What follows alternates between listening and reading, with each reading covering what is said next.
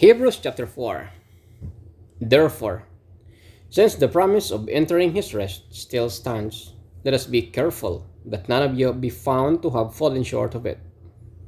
For we also have had the good news proclaimed to us, just as they did. But the message they heard was of no value to them, because they did not share the faith of those who obeyed.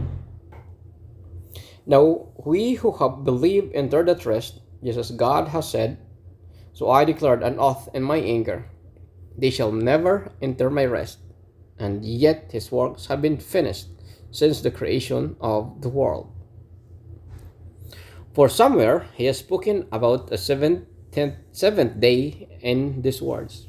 On the seventh day, God rested from all his works. And again, in the passage above, he says, they shall never enter my rest.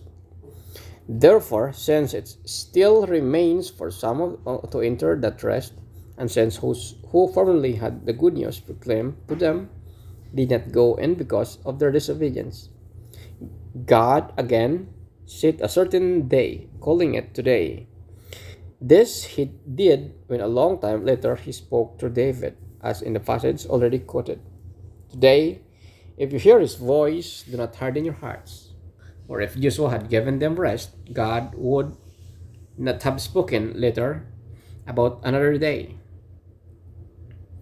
There remains then a Sabbath rest of the people of God. For anyone who enters God's rest also rests from their works, just as God did from his. Let us therefore make every effort to enter that rest, so that no one will perish by following their example of disobedience.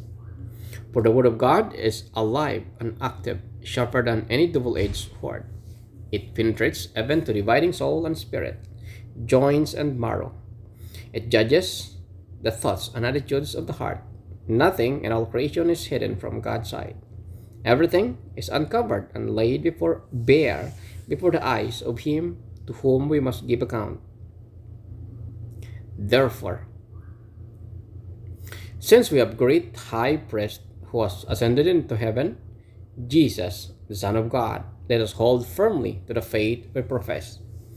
For we do not have a high priest who is unable to empathize with our weaknesses, but we have one who has been tempted in every way, just as we are, yet he did not sin.